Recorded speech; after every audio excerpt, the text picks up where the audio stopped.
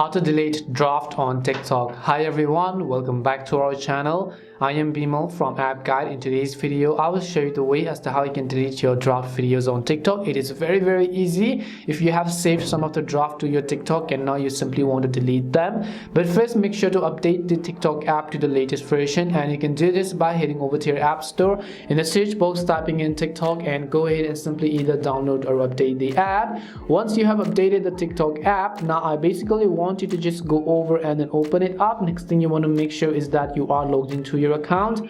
After you are logged in, obviously you will be able to see this is how it is going to look like. Now first, in order to delete our draft, we have to access the draft section by going to our profile page from the bottom right.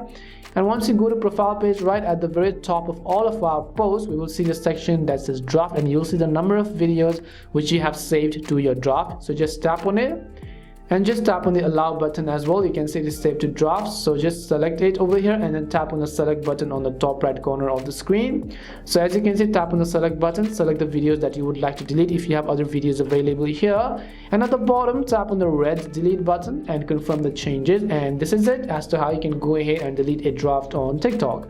We hope the video was really helpful, and if it did help you, then make sure to leave a like and subscribe to the channel.